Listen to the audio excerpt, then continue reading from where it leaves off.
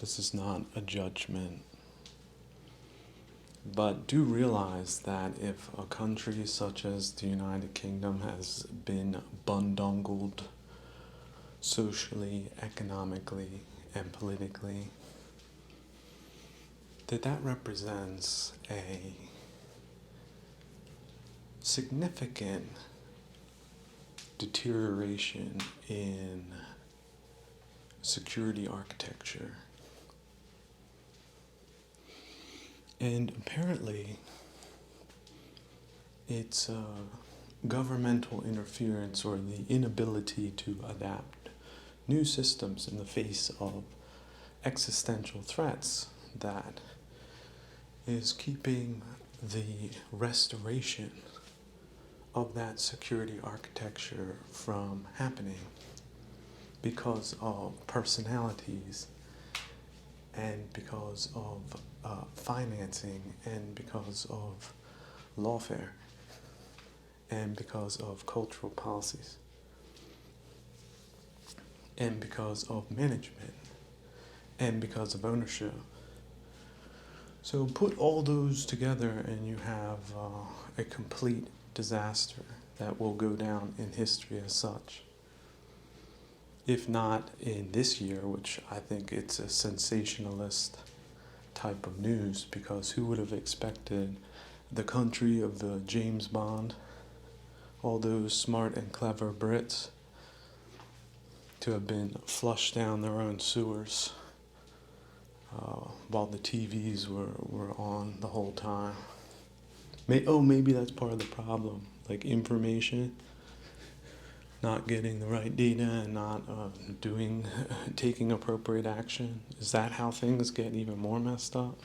Exponentially messed up within like 20 years to stop being the country, but only in name only.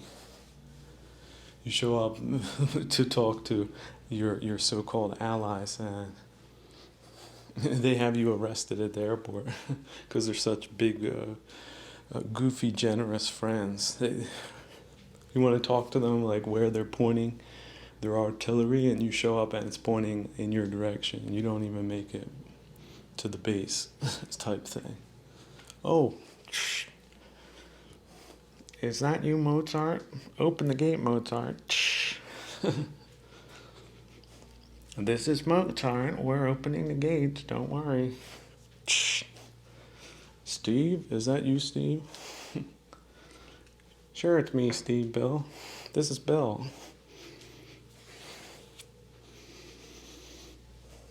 So this is stuff that Philip K. Dick worked out a long time ago.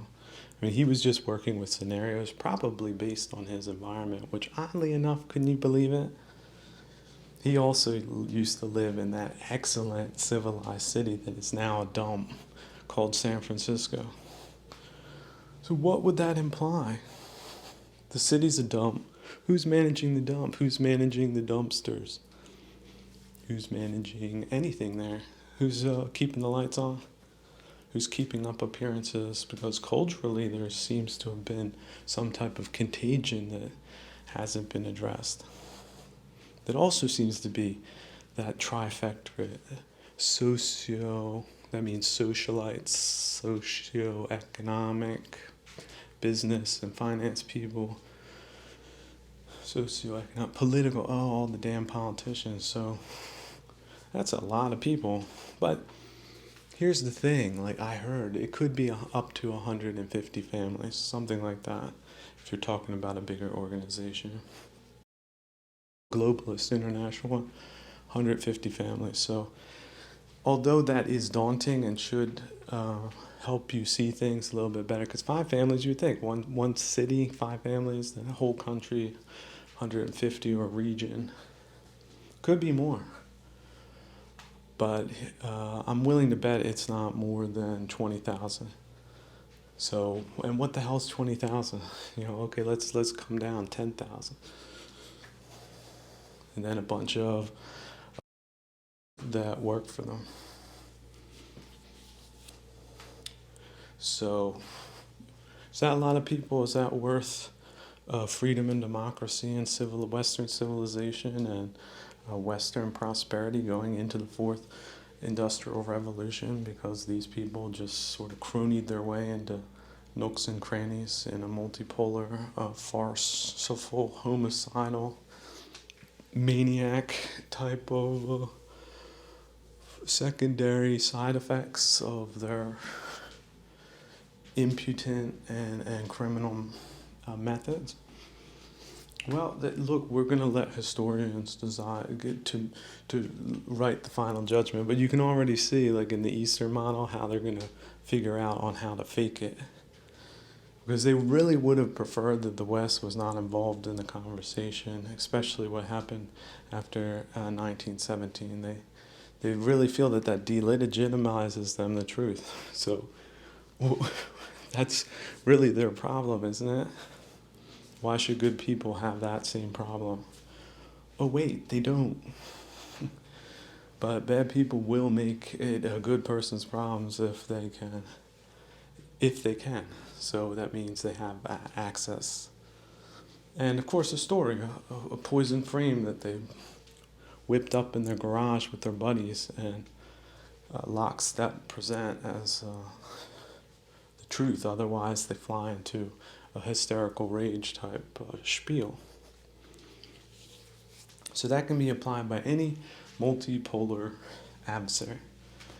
Look at the contributions that have been made by certain sectors of the economy to demise in general, leading up to a world war that's already started, just hasn't been declared. It's a cultural world war right now. Them ganging up on any suckers they can with full impunity and boosted by financial services. And the oversight of financial services. You have to sort of connect the dots because, and possibly the banks are moving all this money around, supporting currencies to give authoritarian regimes advantages in the global marketplace. Civilizational advantages that should be tolerated because in their delusional, sadistic, and perverted fantasies, they're going to get some revenge by doing that. So sometimes, though, it is funny to look at the Chinese. The Chinese just can't believe things have gotten this bad. Like, they're disgusted on just a basic level. Like a reptilian level, like a lizard will doesn't like certain things. You can make a lizard vomit. So just think of that. It's like it's disturbing to them on a basic level how rook-rolled the West has been. But that's okay. Look, people get rook-rolled, even the best people. Think of all the Texas Rangers that got rook-rolled. You think you're better than one of them? How many of them had a Bowie knife or some type of Navajo hatchet busted upside their head? So this is the realm. This is the realm of trials, of tribulations, of being duped. How many deer have just wanted to go down to the little watering hole to take just a little lap of water because they were thirsty and got blasted instead? How many? How many do you think? How many hands and fingers and toes and every other thing it's stupid enough that you could use as a reference point? Do you think the UK was so miraculously talented and smart and everything else strong that it could withstand all of these types of maniacal games? Well, you were wrong, they were wrong, everyone was wrong, we all got rook-roofied. So is that the end of our lives or is that the beginning of our life? Can we get through a period of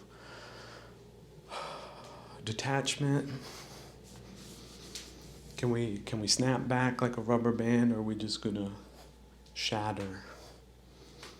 Or maybe like this is a thermos can that you could throw out a window and it gets busted up and whatever, and then somebody stops and somebody gets out and you pick up the thermos can.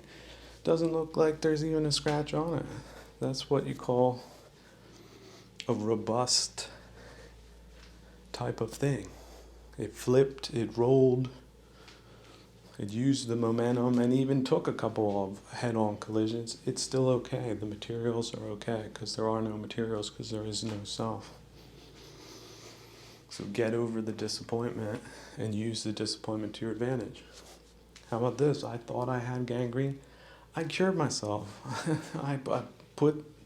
I decided on the best advice of well-meaning physicians that I would agree to penicillin treatments and surgery.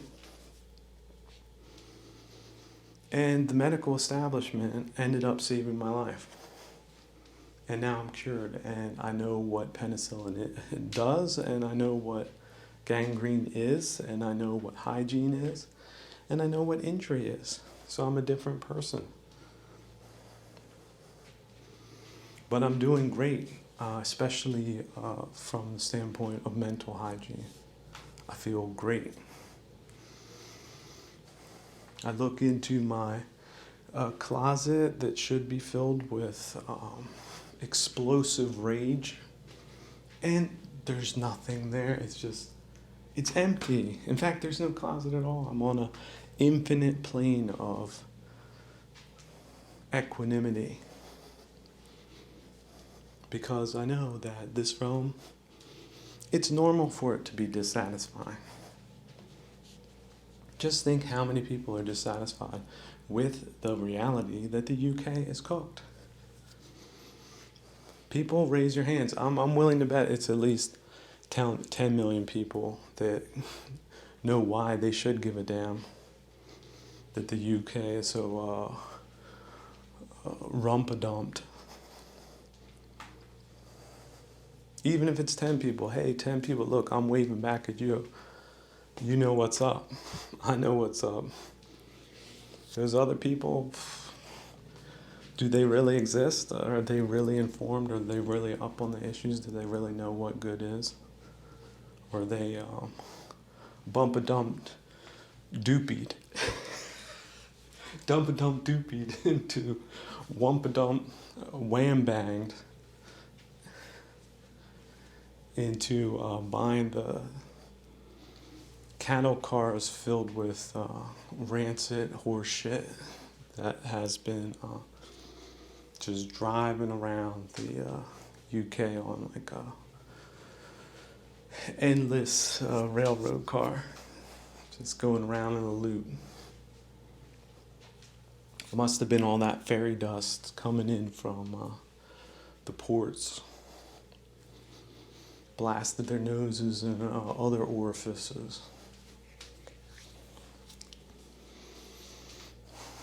So, but yeah, that's just what we have today. So, Wumpy Dump Ding Dong, it's the clown town, as in this iteration of it on this day,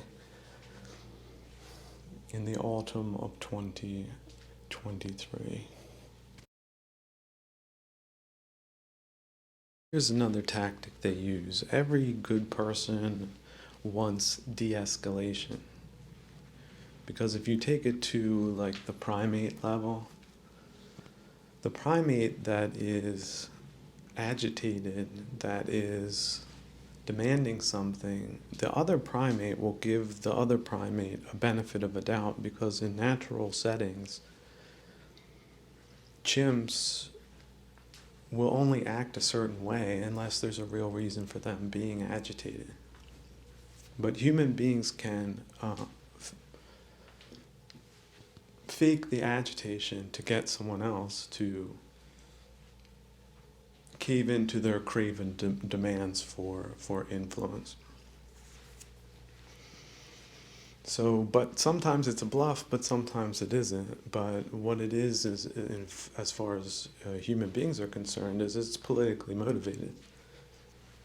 Because human beings have a lot more agency than the apes, for example. But within the context of politicization of human interaction, then a party can take a position that is they've thunk up for themselves to be in their best interest, and just sell it to the public as if it's the public interest. The brokers of information. So the brokers of information, you have to realize, if they have an expensive operation behind them, they have a financial reason for their editorial decision making that takes a certain side. But that is just their financial interest. That's the business they're in.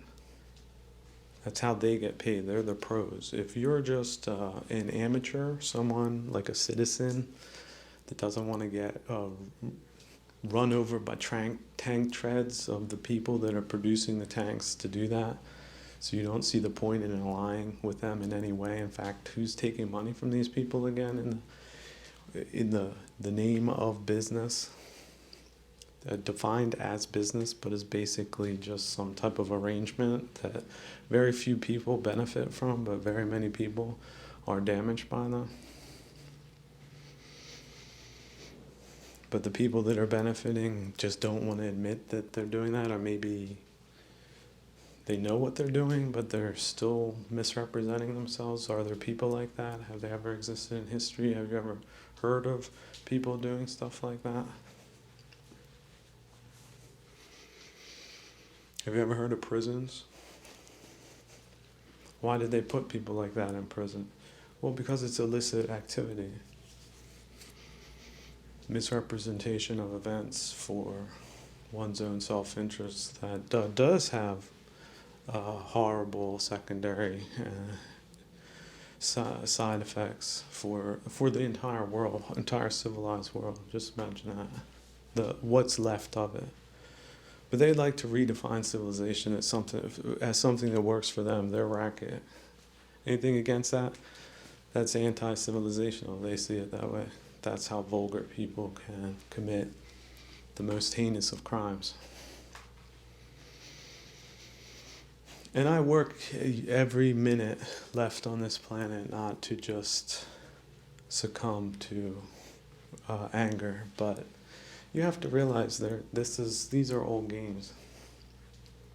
They thought up the idea that we're some type of enemy based on whatever reason they pulled out of a hat.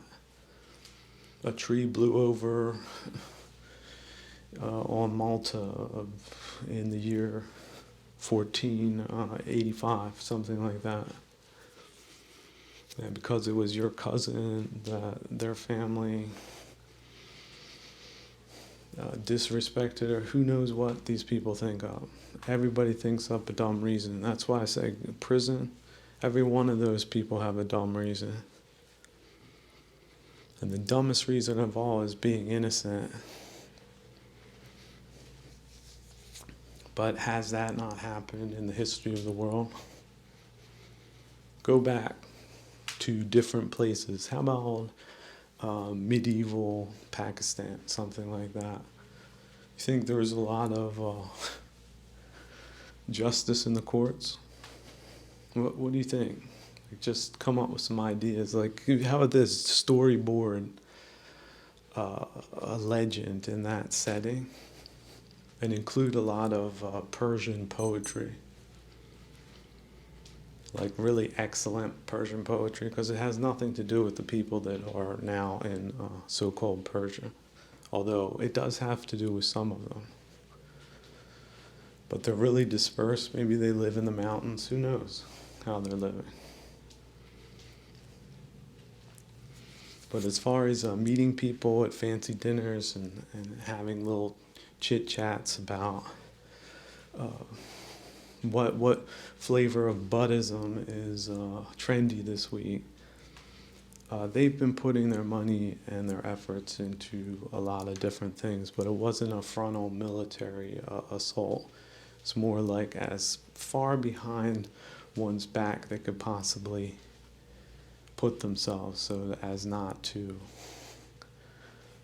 invoke any type of penalty for their malicious behavior type thing. Seems implausible, right? That somebody that would want to rob the bank would not want to be seen doing it or have any affiliations with what they did or do. But people like that exist, believe it or not. So that shouldn't be trivialized. That's a major danger for anyone closely or even in proximity of operations working like that. And they've been working under the radar since at least 89. So as far as the history books go, yeah, this is their first move advantage. This is their first strike.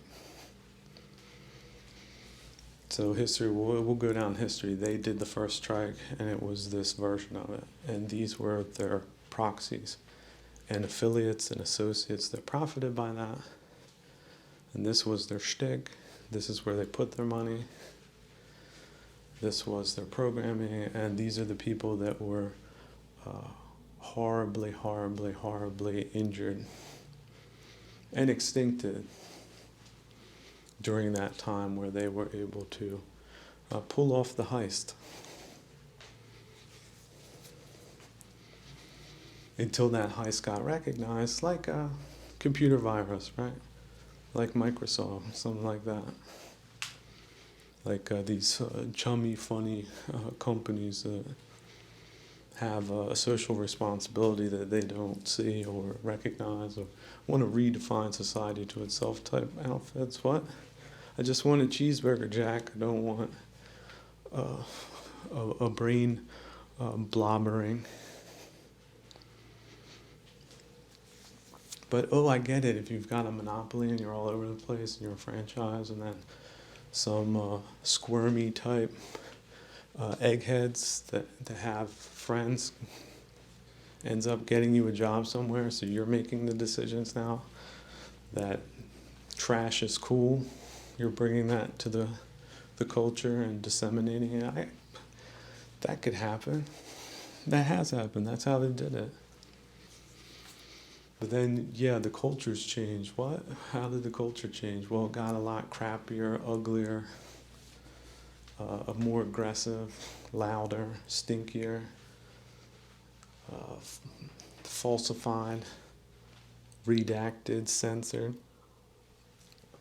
suppressed, strangled, run over, smashed, blown up, burnt down. I mean, you could just keep on going down the line. That's how it's sort of the ball gets rolling with a first strike. And this is their second strike or third. People want to talk about red lines. That is unacceptable. But again, for the people making bamboozling amounts of moolah during these times, they don't see any problem with that at all. They just feel like the economy has changed. But they're still benefiting, so where's the pool party where you can bingo bungo yourself through the day? Because that's the places these people are mentally, morally, intellectually, globally, connectedly type people. So is that evolution, devolution, dummyism? How do we want to classify that in the fantastic years to come when we jettison the garbage and ascend to lofty heights, as is our trajectory? Make the United Kingdom brilliant again. And keep an eye out for these bungle-wungle willy dangers out there that want to wig-wop you. Because being wig-whopped is no way to go through life, certainly. Not now, not yesterday, and certainly not tomorrow. willy wazzled, shilly shally, ding-defied. That's how we can describe the tactic. Jizz walk, jiminy diminy bim bam. Here's another cool thing about politics is that there are alignments. So obviously this jibbity walk jamboree of a catastrophe couldn't have happened if there weren't people that were too obsessed about their own self-enrichment at the expense of everyone else. So getting together to try to calm down tensions and to get past the difficulties in a incestuous, toxic relationship that is kept together with a lot of money and lies. That 800,000 fentanyl deaths, it was a problem. You said you'd stop it 10 years ago. You're saying that now. Of course we're going to believe you. Because we want to get past this difference that the public has with the self-enrichment party faction, usurpers, dun-da-duncers, and really unpopular, bad decision-making type people that sort of rule like they rule in China because, not because they have better ideas, but because they have better leverage, apparently. And it's official. See, in the US it's disputed. See, if you were to put that to the vote and say, yeah, a dunderhead class that happened to be nominally citizens of your country, let's say Germany, France, UK, USA, nominally citizens that have made some type of sweetheart deals with the CCP that has a track record, which is very bad, objectively. But because they're dovey-eyed with them for some reason, they got hoodwinked, snookered, dockered, wham-bamboozled, over the barreled, that they're so convinced that they did the right thing, they want you to believe that too. So they're really about extending the bubble of delusion as far as they can via their propagandistic nodes, which seem to be very widespread at this time, because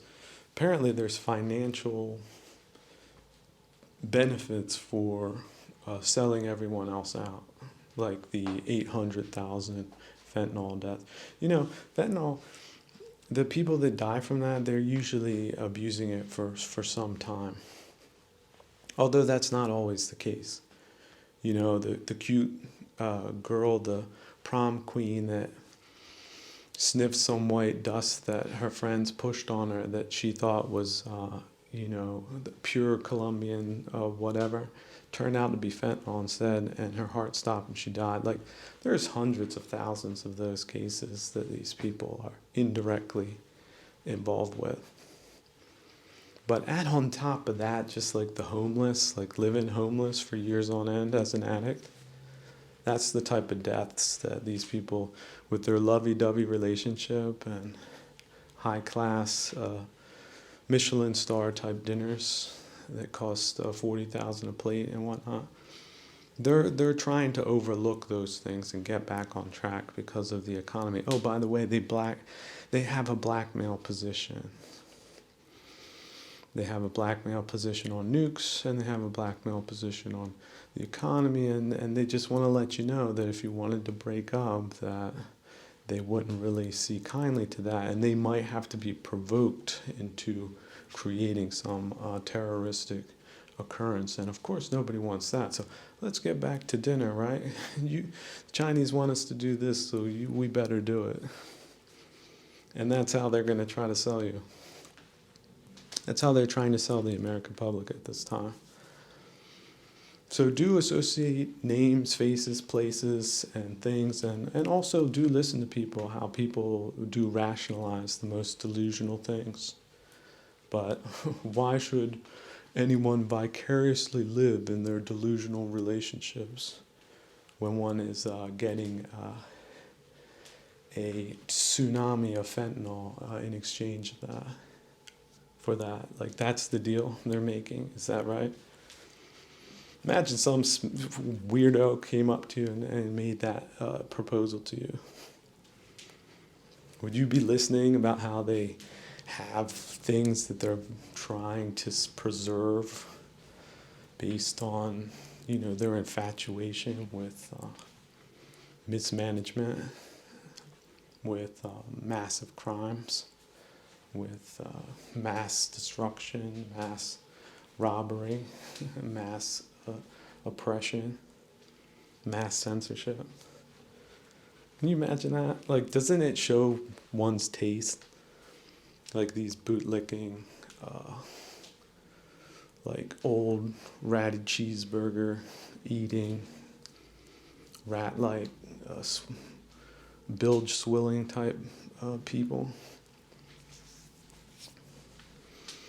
And there's got to be a term for it, but I'm always for, inventing new terms for new audaciously bombastic behavior that we've become accustomed to in this age of bamboozlement.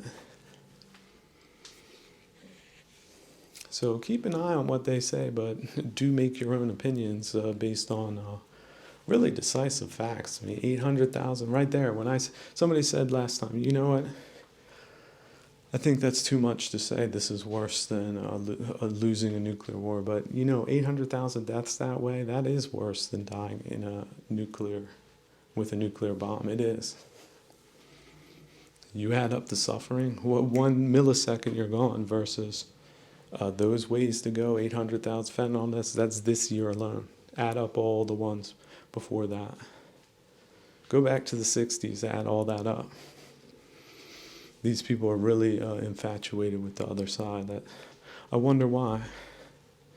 Is there a worldly reasons for that happen to not have very bad metaphysical implications to the causality to where they're going to be going in the next millions of years, into some type of bacterial pits of realities that they discount even existing because it helps them sleep better at night type people. So sometimes, this is the great thing also about time and history. They were all big about the end of history, but the history is going to be written 20 years from now, and there's going to be possibly these types of games where one regime tries to present themselves one way or another, but at this point, it's a dice roll. If anything they do that resembles something called winning is actually winning. When in fact you can just lose these people. These are the losers. The last losers still calling the shots while things go down in flames type thing. But they think they're going to manage it somehow by relying on their one leg stool sitting hegemons that they represent or misrepresent to the public and to themselves. So how much more deluded can you be? Yet, look, they're personally infected. They say it themselves, lifelong relationships. Oh yeah, 30 years of banditry. They've had a 30-year or longer ride, 70-year ride coming to a head. So, and they still think they're coming out on top because they just got used to it. Got used to exterminationism. Kept putting off the consequence of that. They like to live in big cities too, so what's happening in countryside, as long as fresh people get fed in, they think everything's just A-okay. What's happening out there in the boondocks, they don't, no idea. They'll go out for some like clown town type stuff, but they don't feel themselves to be responsible for anything. They just got money they've robbed and people they've rooked and decisions to make, buttons to push type things. That's the way they spend their day apparently. Oh, self-rationalizing. criminality. That's sort of like one of their, I wouldn't even call it a side hobby. It's like a main occupation with a lot of these information affiliated outfits. So delusional. People say, oh, you're delusional. Well, if they can live that way, they have lived that way, formed those lifelong relationships that way, they're going to sweet talk themselves good night. That's what the business they're in, other than the fentanyl business and the crap culture business and a bunch of other rackets. Maybe the voting business. Who knows? You could find them. You know, kudzu it's not just kudzu. Kudzu has different stages. You look at it from a scientific standpoint, you can identify it and you can see it in its different stages. Mushrooms look completely different. Start off different, you can't really identify them, and then they go through different iterations. And they look totally different in some cases. Like some go from light purple to deep purple, they have different, and then there's species that are very close but still have very different properties, such as being edible and not, poisoning you instead. You make that mistake, it's deadly. And how they rip apart a body, it's horrifying. These, they're, in many cases, they're highly complex chemicals that have not yet been fully understood. And this is after the computer age. And it will rip up your kidneys or other organs on like a molecular level. The deaths caused by eating the wrong mushrooms it's a really bad way to go.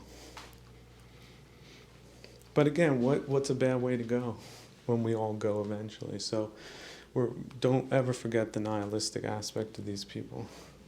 No God, no consequences, as long as I can have a little something for me, then whatever I need to do. They just don't care. So you care, they don't. So it's really hard to realize what the implications of that are for the illusoriness of whatever relationship you think you have with these people. Because their relationship to you is just snow blowing you and having cozy alliances with enemies that will go down in history as like some of the biggest villains this planet has ever known. And not because they're not nice people, it's just what happened during their stint, their cooperative enterprises during the time of their reign. But then the question is, well, how do you identify them? Well, the ones that act like their balls are in a vice and they're taking a position that makes no sense, that's leading into a haystack, they're the leveraged parties. They're the self-interested parties. The people that just straight up and down will tell the truth, that don't have an axe to grind, that have no horse in the race, that are objective, abstract. They're the ones that are telling the truth. So again, you get two speakers up. The person telling the truth is going to win. But they don't want that to happen because they're self-interested. So you need to be able to adapt to those circumstances. And also identify the party that is directly opposed to your best interest. And if you think that the lawless propagation of fentanyl is a good idea for your country, well, you don't belong anywhere near politics, the economy, especially finances, or the military, or even, again, restaurants, trucking companies, whatever people are doing in a meaningful way. You don't belong there. You should just, I don't know what you should do. You should do something else. You're not cut out for social opinions. You think that's a good idea. or if that's just a side effect you can live with because it's been working for you up until this point type thinking, which, look, it's so understandably commonly vulgar, opportunistic, that it's really, you could say it's a norm in some very vulgar places, but it's not the right decision ever. It's the pre-rationalization for wrong decision making. But see, they want you to do that because it's not wrong for them. So that's why they really try to convince you. So yeah, you have to be able to see what's going on, read the crowd, read who you're dealing with. And if their balls are in a vice, these are not the people that you want to be listening to. There was a particularly vulgar info persona that was like trying to emotionalize the global East, global West relationship, and that there was all these people that had their invested relationships, and he was comparing it to then saying that there were children, valuable children, that resulted from this relationship. Look, Jack, I don't have any kids out of any relationship like that. Why would I get emotionally invested in a narrative that is just really off-putting to even think about? There's some type of beautiful children that resulted from such a relationship, but my children get to deal with 800,000 fentanyl deaths. Like, they get to get exposed to junkies before they die. So beautiful children somewhere can have a beautiful time. Is that the pitch? Wow. See, the delusion, it's really about like mesmerizing you into their own delusion and then hoping you're going to take that ball on an emotional level, because it's not a logical level for you. Like the disparity between, imagine trying to sell that to the people that are getting the fentanyl in exchange for their wonderful relationships, and trying to make them feel like that the right thing to do is to let the whole thing, just the magical moments continue for them, because otherwise it would be a tragedy for what all the amazing things they built, their amazing future that's waiting for them. They think. Ooh. Don't ever underestimate the low blows that these can deliver. Because again, we're talking nanometers high is how high they are as far as caring about you. It's like a normal person would care. Like if a tennis ball is going to get crushed, some people will come and they'll grab it out of reflex because they don't want the tennis ball to get. These people have nothing. It's like a flat line, like a heart attack. It's flat line. Beep. That's their default position. So that's what it enables them. That's what they think is their superpower of lying, is just not caring on that level. But what you need to do is see that and then place that. This is a person that has so much disregard for just basic humanity, that this is, how can one say, on the one hand it's disturbing, on the other hand this is just the way things are. People are very different, especially the people that pretend to be very much like you, but aren't at the end of the day. Like internally, worlds apart. You care, they don't. That's the difference. But what they do care about is what you think. So this is another like parasitic attempt to somehow convince you that what they've delivered is worth it because of what they got. I mean, you would think this stuff wouldn't work, but apparently it does, otherwise they don't use it. I mean, these are pros that believe that what they have on their bank accounts is because they are somehow so super special that they have that and you don't. So that's also something you need to factor in. Like their impunity, they believe that they have a right to do that based on how valuable they are because of their boozery. But, of course they can never see it coming when it just finally evaporates and the illusion evaporates, and then they realize in that moment precisely how not valuable they are. But until that happens, they stay bubble-fi. Like just imagine them wrapped up in like those bubble wrap, just rolling through life like that. But instead of that nice smell of bubble wrap, it's like some type of stench out of a sewer pipe. That's sort of their atmosphere. But they think it's perfume, so they call it perfume because they're quite narcissistic too. Yeah, narcissism. The cult of narcissists. Yeah, it's sort of all interrelated.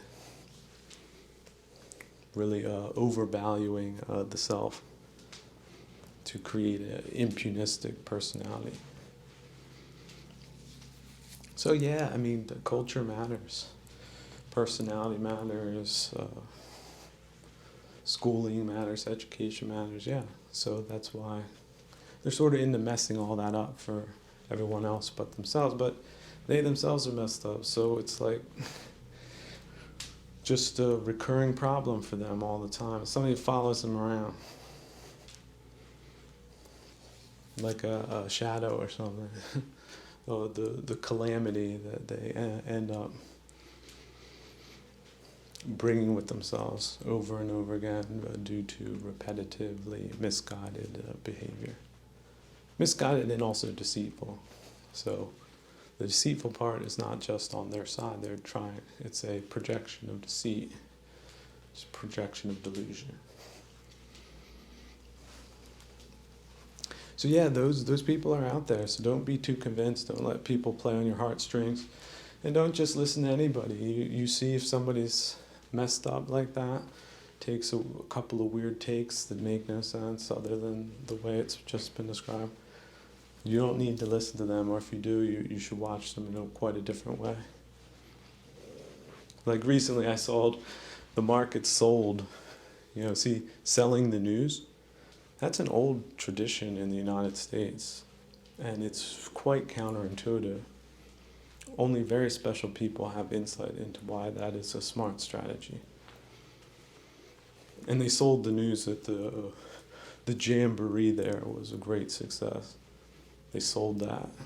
The market tanked. It was like the floor just disappeared when all their hard work into fabricating that story was released the next day with a couple of corny photographs. So don't think that the truth isn't powerful. It is. But delusion is powerful too. So it's a dynamic situation. Sometimes you'll tend towards the more truthful thing, and sometimes you'll tend towards the more delusional thing, whether you want to or not. It's not just capability. It's a lot of times it's just having some good luck to wake up and put the past behind and to move forward into a brilliant future that is full of good times, prosperity, and no type of aggravation. A lot of freedom. Yeah, let's not forget that.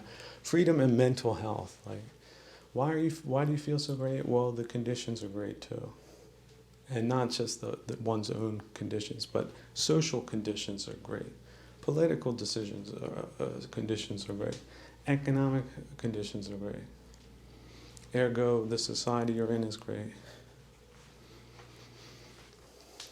But that's not a normal condition. If you don't put in the right work in the right places and lose the fat, lose the dummies, it's not going to be a good time.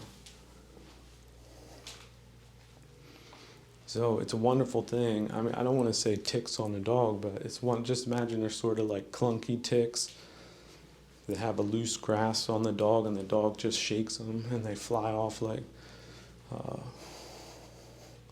tin cans and plunk themselves against trees or land in lakes or puddles or wherever else they land, and the dog runs free. It's a great story. What a marvelous happy ending.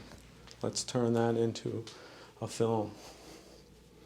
It would be humorous, and it would be a good way to see ourselves closing this chapter of infamy.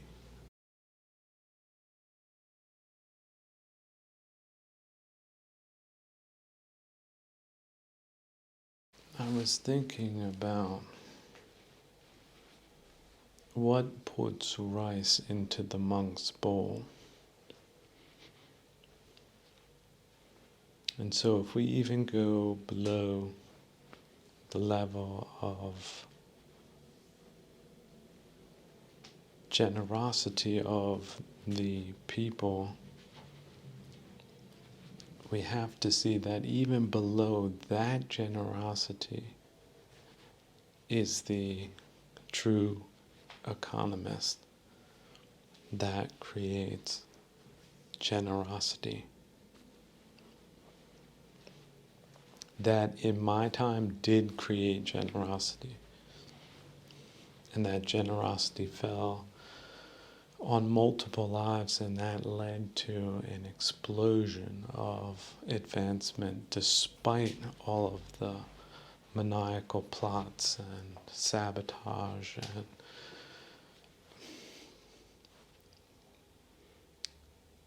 terrorism. Because again, cultural war, they came up with this term, war. War is the worst you can possibly imagine. So if you think that's trivial, something's wrong with you and how you see things. But war is a concept that, even if we all die tomorrow, is something that the ancients knew way better than modern deluded people, and all the horrors that war involved. That's what they unleashed in a non-violent way, because they're such great people, right? So where has that not happened? When? What? Look, if you grew up like I did on Norman Rockwell and all that positivity and all that truth and all how that can be, again, at least the beginning and middle parts, not the end parts, it's pretty good, and it did have a positive effect, and it was the truth. Like, there were, of course, miscreants and stupidity and crime and what have you, like anywhere else, but the majority of people did live that life. It was reflective, it was more real than people today will give credit for. They'll be like, oh, this was an idealization. No, this was the norm. They weren't BSing at that stage in the game. It's just later that took place.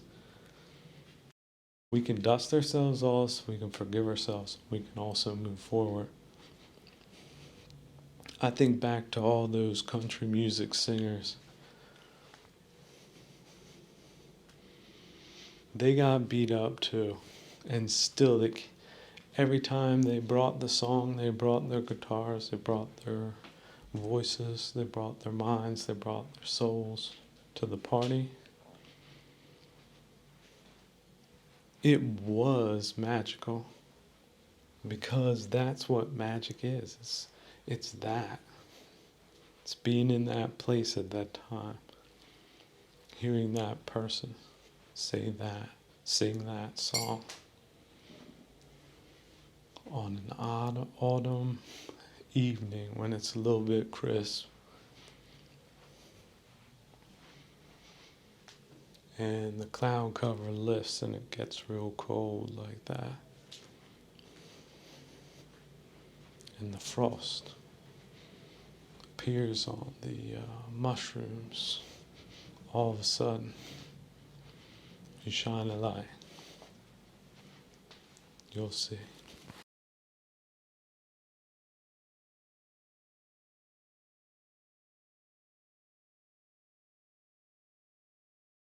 I was thinking the other day how normal people can be affected by the concept of time, or to be more precisely, the illusion of the time in which they live, that is defined to them by their information sphere, which in large part in modern times is artificial. So how many people do you deal with on a day-to-day basis, and how many of them are affected by whatever information they may or may not have been exposed to? And look to the may not. Like, imagine you don't hear that a ship was sunk off the coast of the Philippines, but it happened, and that sets a whole different trajectory of events, a cascading of events. But if you don't know about it, and if nothing regarding that event affects you in any way, and yet at the same time these types of instances can have secondary unforeseen side effects, then it's possible you'll hear about it 3 years later, but you'll only hear about it or figure it out if you come into contact with the right information, such as, yes, the surface of the globe cooling down a few degrees because of a particulate matter in the atmosphere. So, but I don't want to get off on a tangent as far as possibilities are concerned, because we live in a moment of infinite possibility. There's no saying it couldn't happen. There's people that think it's probable. There's people that think it's unlikely. And so, in no way is it a prediction. It's just a possibility. And on the other hand, we like to think that we understand the times in which we live. So this is the unfortunate year of 2023. But as far as people's minds are concerned, who's defining 2023 to you that might not be yourself? And what is yourself?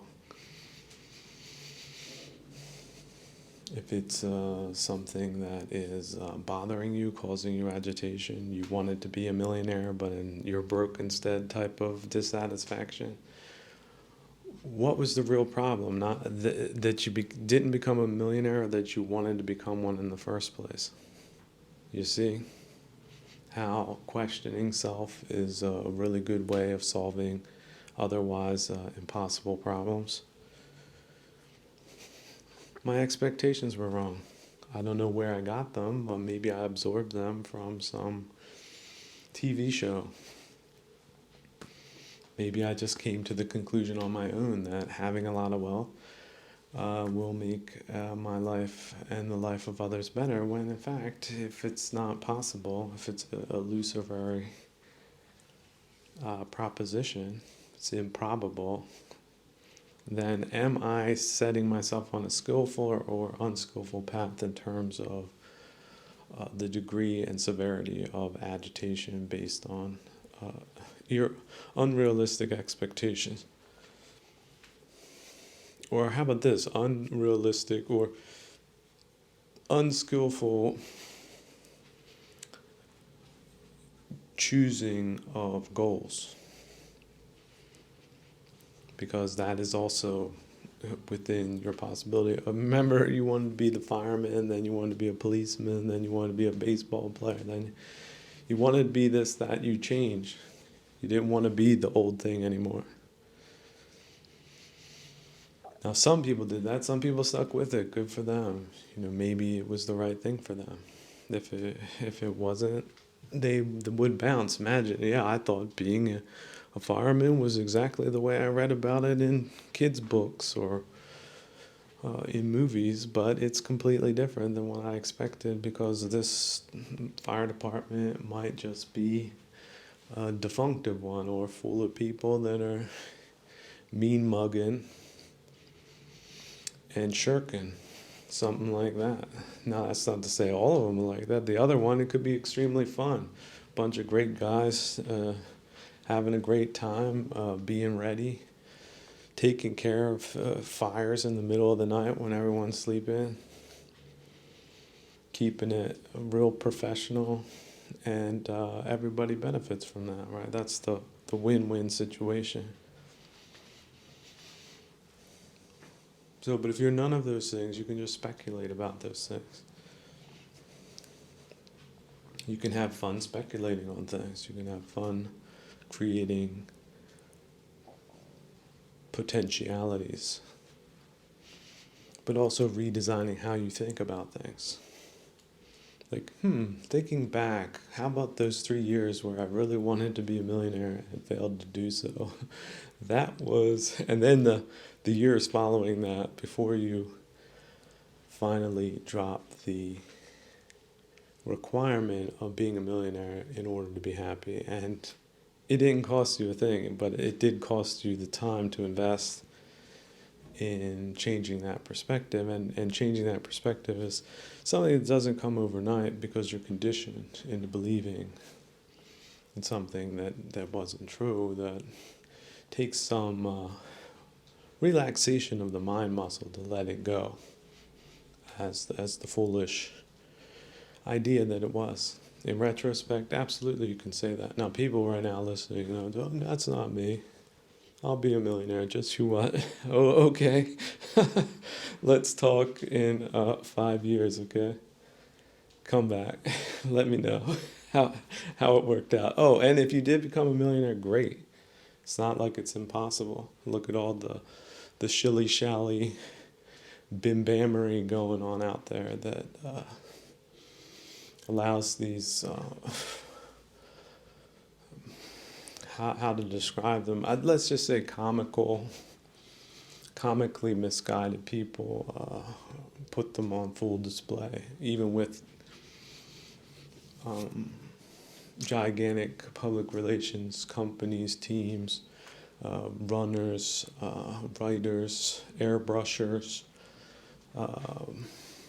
nose powderers, hair cutters, that they still look and act like they do. I mean, it's laugh, don't cry.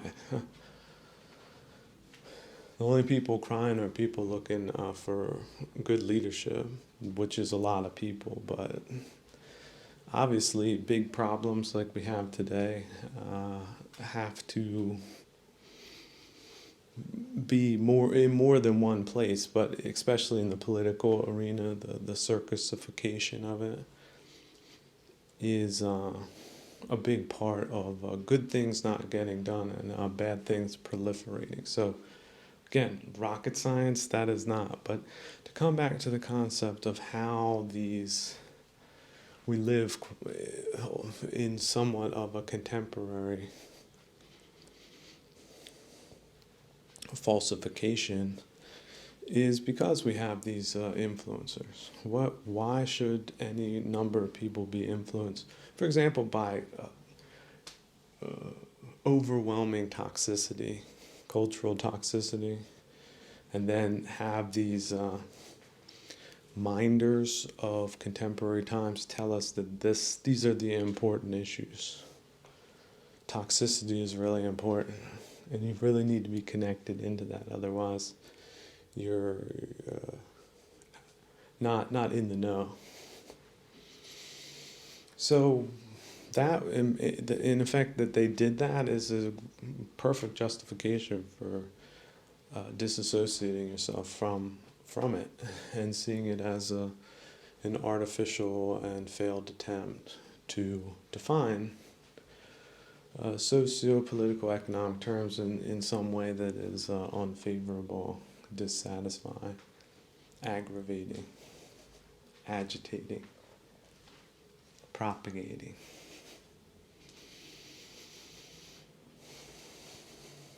So, and yeah, you can disassociate also from the people that had malicious, warlike aims in making all that happen. And then, of course, the moral failings of the people that either have been torpedoed into taking their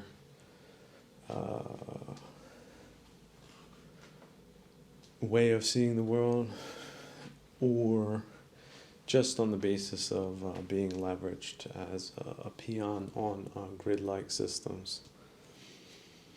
I mean, you could be depressed about that, you could be disappointed about that, but in a lot of ways it's understandable.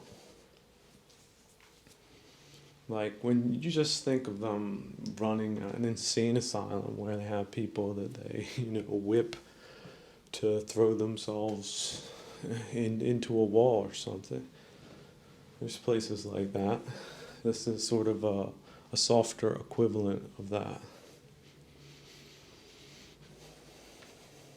So when it is about what their motives are, let's just say they're bad. Let's abstract it up to that. We don't need to really get into the labyrinthine self-rationalizations that they engage in. But again, by sharing those rationalizations with you, they're trying to bring you within their mental space, and they like to control what is contemporary time.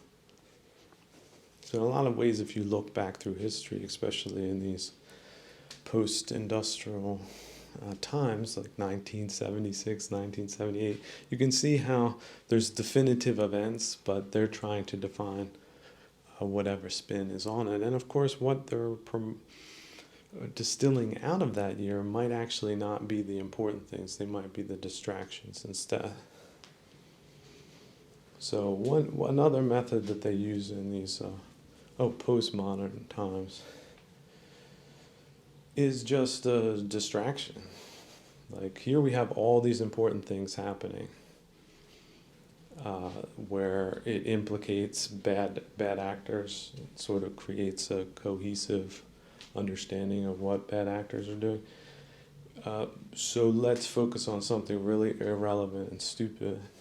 And also let's focus on it in a way that doesn't come to any type of real conclusions about what's going on. It just sort of light inferences.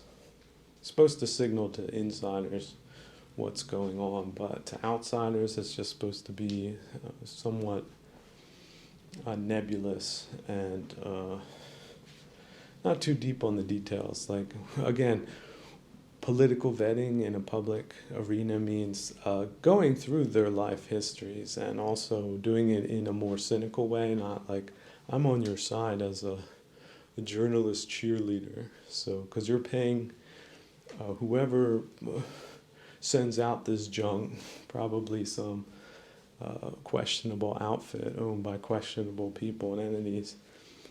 So they must have paid you, so now I'm going to softball you questions and make you look like you're quite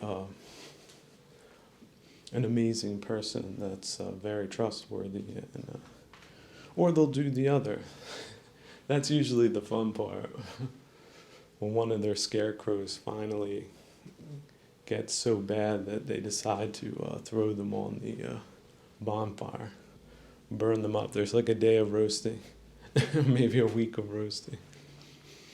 Now, whether or not something will happen, nobody knows, We're not talking about accountable political leadership. We're just talking about like legacy operators. Faces in front of faces in front of faces of shimmy shammy doodly wonk-ism, as I like to sometimes describe it. But not to say it's not hopeless. I like the concept that it's a big world. I don't have to think about any one country. You don't have to apply this criticism to any one country. It's either there or it isn't. But what does help for the political arena to improve is better information providers that aren't don't necessarily have some type of horse in the race. But saying that right now, people are going to say that's just never going to happen. Well, it depends on how the platform is managed. They're definitely going to make an attempt to always put themselves in good lights and always put the people they don't like in bad lights, but sell it as sort of a general thing. So plugging out of contemporary, so-called contemporary information, cultural, eventually socio-economic spaces, is perfectly okay under these conditions. And it's actually quite normal. When did our ancestors ever let themselves be defined by a bunch of contemporary wonks?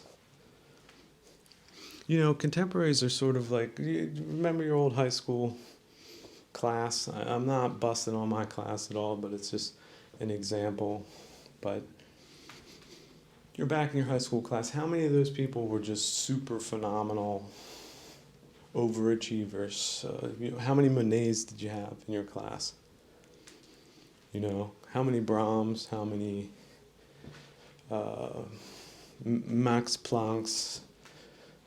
How many Plutarchs did you have? Like, and then think, okay, in the library you can meet all those guys right away. Now, how many of those guys are your contemporaries? Well, none. But how many can you make your contemporaries? Well, all of them.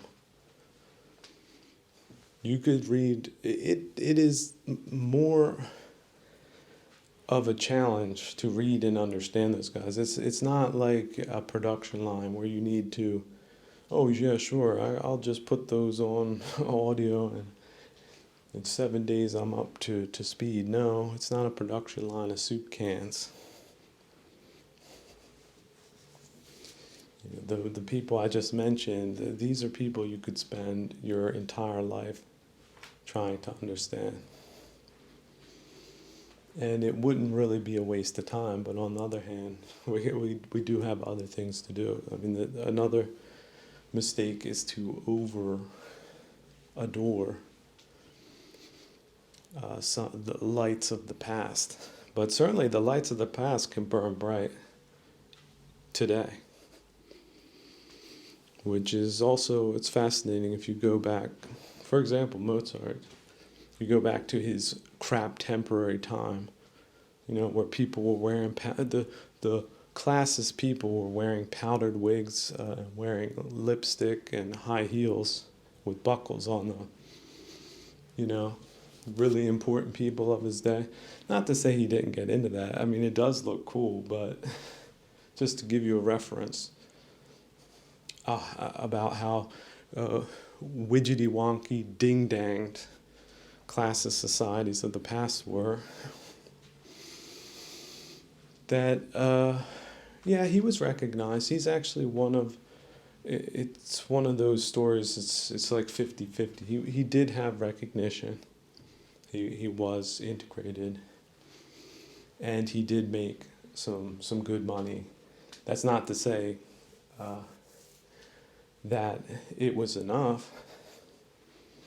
If you look at how much money he's generated since his death, and think about the fraction of that he ever put between his fingers, that's about the pay you can hope to expect in your so-called crap temporary times.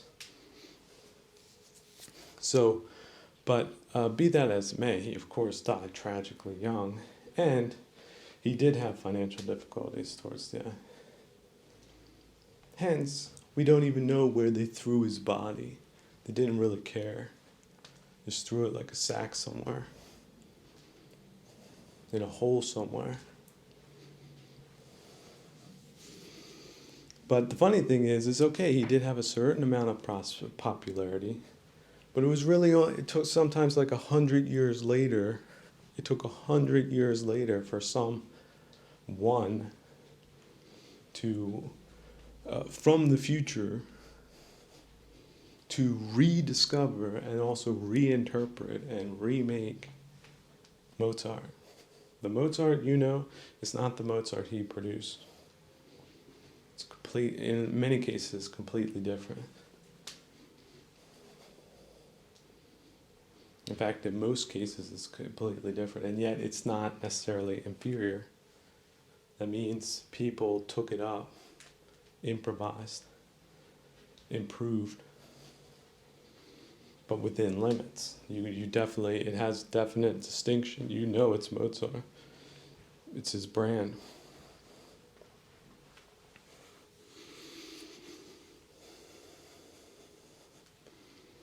So in a way that I like that type of story, and it also tells you how you can be. You can curate things. Curation is normal and healthy. And your culture, you can stand on the shoulders of your culture if you haven't been torpedoed.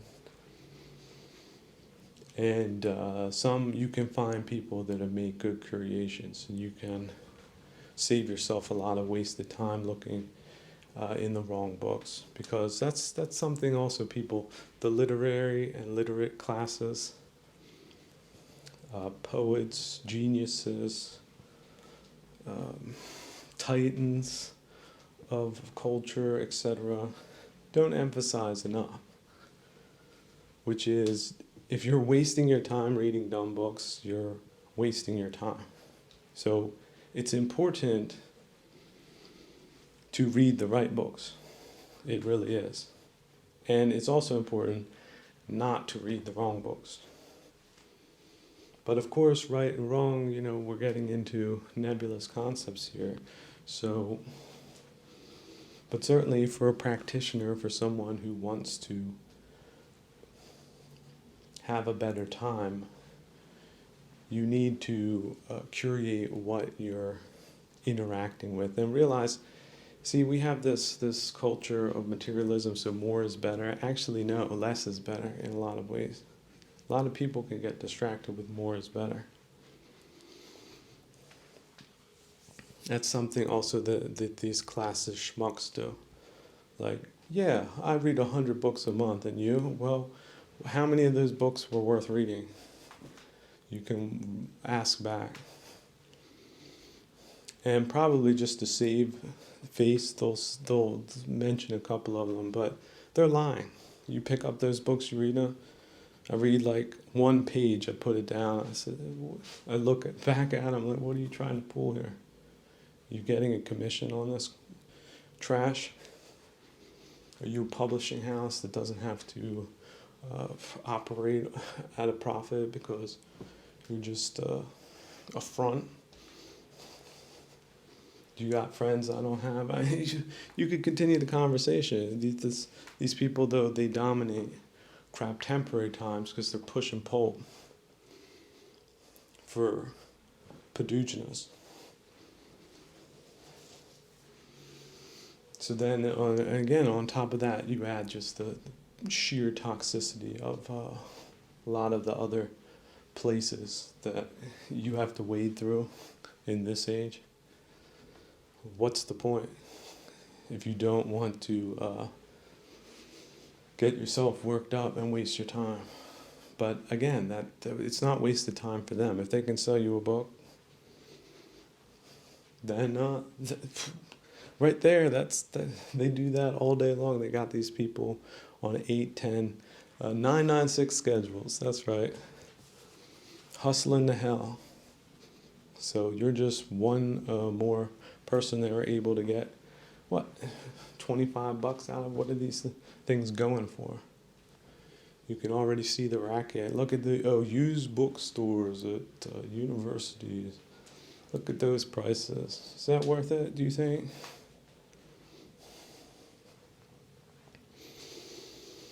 It's also just an immense disgrace how poorly students are treated.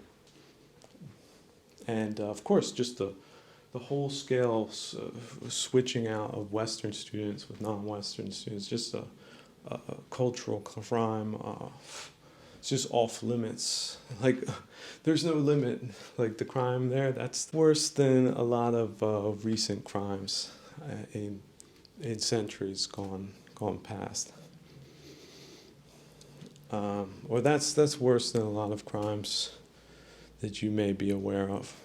But it's now just a culture that's somehow propagated itself without any revision. So that's coming back to the positive part of things, which is these types of scams and rumpings and rickrollings can only happen if the public is not made aware of them, if there's no public action.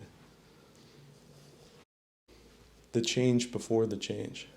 So there's no reason in the world why these rackets should exist other than the people that are making money off it at the expense of culture. Cultural ascendancy, by the way. Cultural appreciation, cultural upliftment, cultural enlightenment. So no, don't bring the producer mindset to, or the consumer mindset to reading books.